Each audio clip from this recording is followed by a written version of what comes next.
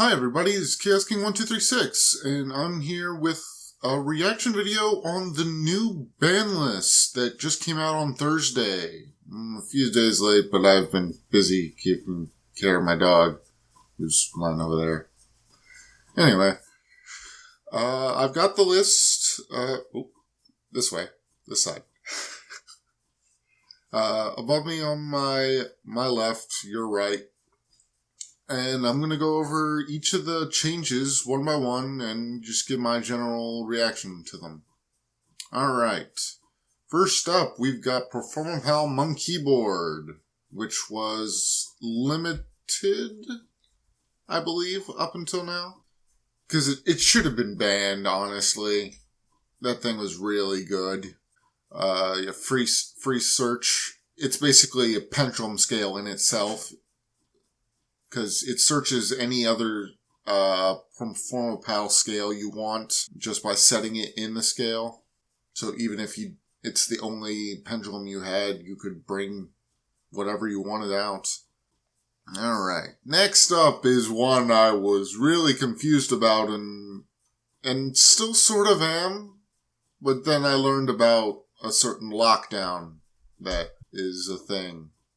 And the card that was forbidden from Unlimited is Caza Colosseum. Why is still my question. Though I have found out that there's a really, really, really good lock that you can do with a card that's coming out in the new Destiny Hero pack called Destiny Hero Dark Angel. Basically, you use its effect to special summon it to your opponent's side of the field, and what it does while it's there is it negates and destroys any spell card they activate. You combine this with Caza Colosseum so that they can't summon any other monsters, and you just put like a BL's or something that you can easily make with Destiny Hero deck.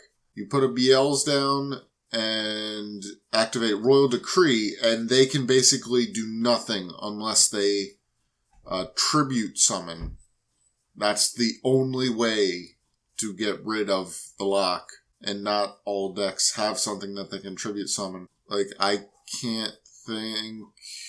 Yeah, none of my decks could get around that. But even so, that one lock, you really did need to ban it to stop that. So maybe there's something else coming out besides the Destiny Hero that they're worried would take super advantage of it. Moving on, we've got Sir, who went from semi-limited to limited. I don't think Sir needs to be banned. Dante needs a ban. No, he needs to go to 1.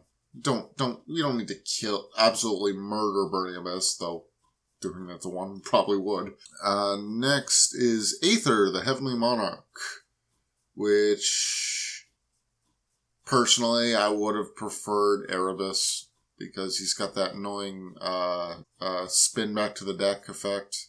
But Aether is also really good because if they activate Stormforth during your turn, they can special summon. They can tribute your own monster for it during your turn, which is annoying. Plus, it can special summon Kuraz from the deck and trigger its effect.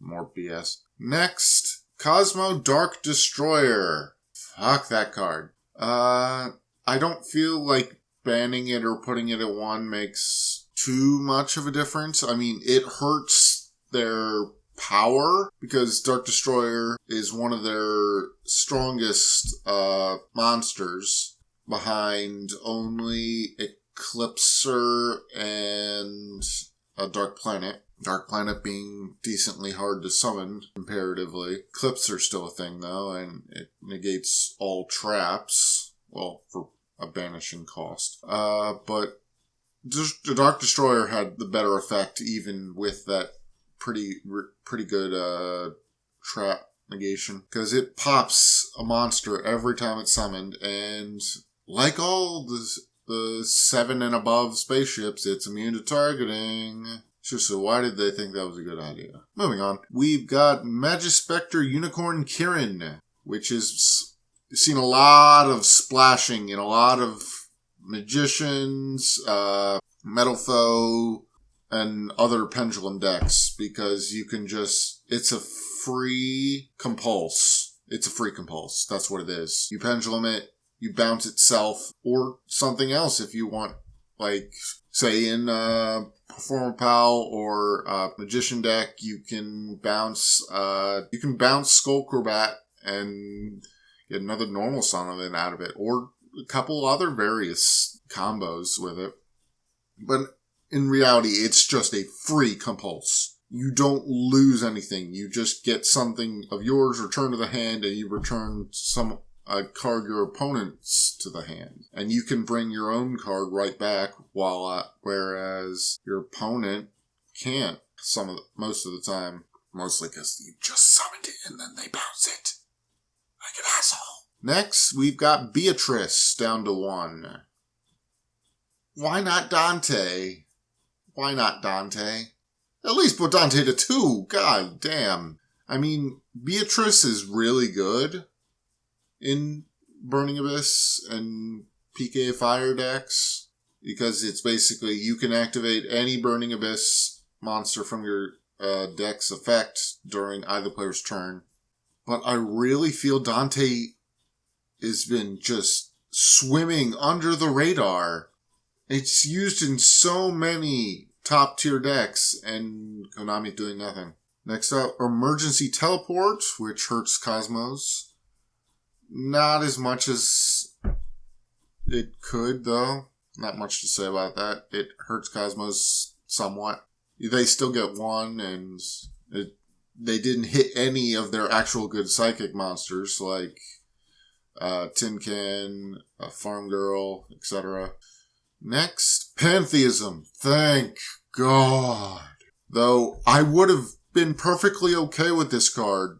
I think I've said this in a video before, but I would be perfectly okay with this card if they just errataed it so that you can't use the searching effect the same turn you activate it's sent to the graveyard.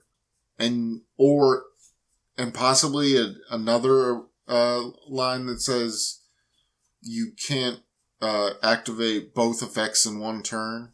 I don't know. It's just that the draw power plus the searching in the same turn just felt completely broken. Even if you technically don't get to choose what card you're searching. If you choose 3 of the same card, or 2 and then 1 of the search any Monarch spell trap card spell, you're getting what you want. It's that broken. It doesn't matter that your opponent chooses the card. You're forcing them to choose one or the other, and you'll get what you want either way. Next up, Pendulum Call. I mean, it's a good searcher. It searches 2 pendulums for a discard. So it's a +0, but it gets you a scale. But it gets you a scale that you can set up immediately, and you get to pick and choose what the scale is. Stormforth. Thank God as well.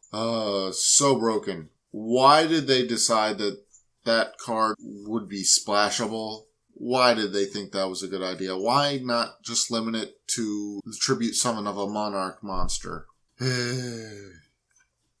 But yeah, I'm glad that's down to 1. Though besides Monarchs, I'm not sure how many decks ran more than 2. So, Okay, on to Semi-Limiteds. Max C. Okay. I really don't care. I think a lot of people were running it at 2 anyways. Thunder King RAI-OH, up from 1. I think more than a few people will be happy about that. I personally don't give a crap. Wind Up Magician. I don't even remember what it does. And I honestly don't care about wind-ups. I mean, they used to be pretty good. Never top tier, though they were like tier 1.5, not tier 1. Anyway. And now for the things that have completely been unlimited. Thousand Eyes Restrict has gone from 1 to unlimited. Okay. I don't think anyone's going to run 3. let alone 2. Or, that came up backwards. I don't think anyone's going to run 2, let alone 3. Allure of Darkness. Wow. I mean, they just bumped it up to 2 in the last list, I think, from 1. And now they're putting it at 3. At a time when they're about to release a bunch of dark decks, like Destiny Heroes, etc. Ooh, not sure what they're thinking. That's playing with fire. We'll see how it goes, though. And Gold Sarcophagus, the search any card in your deck card, but you have to wait like 2 turns to get it. I feel like this is gonna spawn a lot more goddamn banishment decks, like the ones that are spamming Pot of Desire that I've been facing on DevPro and I hate. But other than that, I don't see any of the top tier decks running this, or any upcoming decks running this.